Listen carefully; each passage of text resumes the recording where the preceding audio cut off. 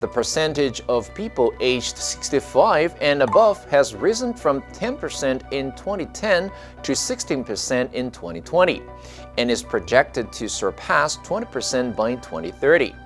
Elderly patients, often dealing with chronic conditions and mobility issues, are more likely to need emergency care, increasing the frequency of ER visits.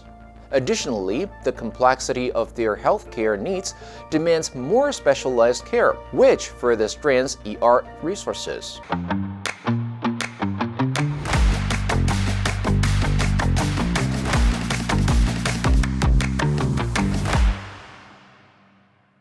Emergency room overcrowding in Taiwan has become a pressing issue in recent years, causing strain on medical staff and compromising patient care.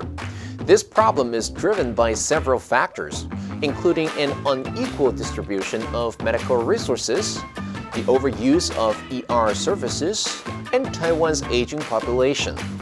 In today's show, we are going to explore the main causes of overcrowding and suggest potential solutions.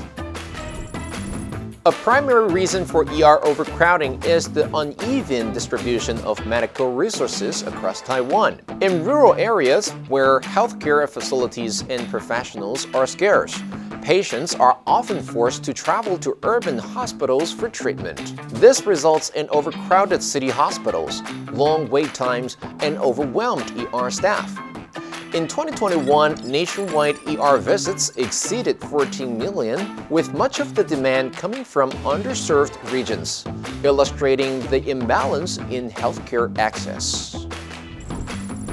The overuse of ER services for non-urgent conditions is another contributing factor.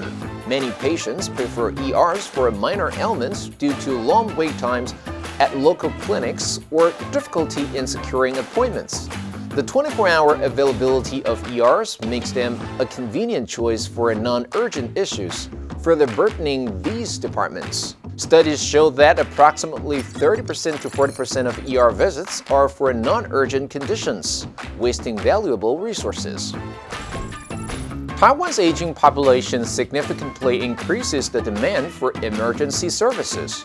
The percentage of people aged 65 and above has risen from 10% in 2010 to 16% in 2020 and is projected to surpass 20% by 2030.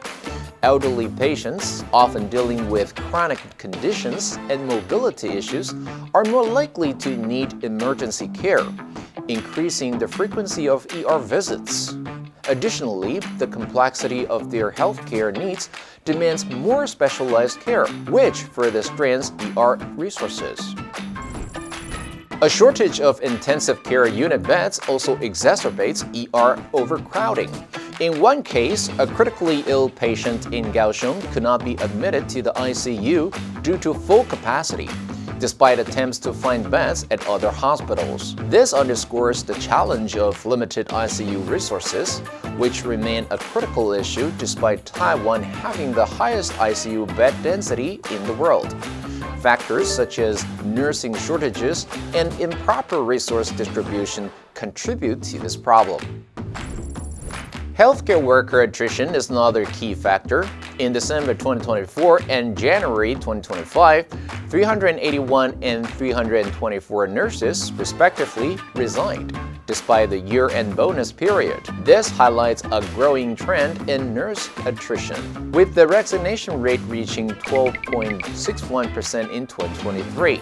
This issue intensifies the burden on ER staff, further contributing to overcrowding and increasing pressure on the healthcare system. To address overcrowding, the Taiwanese government has implemented several measures, promoting a tiered healthcare system, encouraging the public to visit primary care facilities for non-urgent issues can reduce dependence on ERs, increasing medical resources. The government is expanding healthcare facilities in rural areas and encouraging medical professionals to work in underserved regions to alleviate the imbalance in resource distribution, strengthening chronic disease management, Programs aimed at managing chronic diseases can prevent complications and reduce emergency visits, particularly for the elderly. Legislative measures.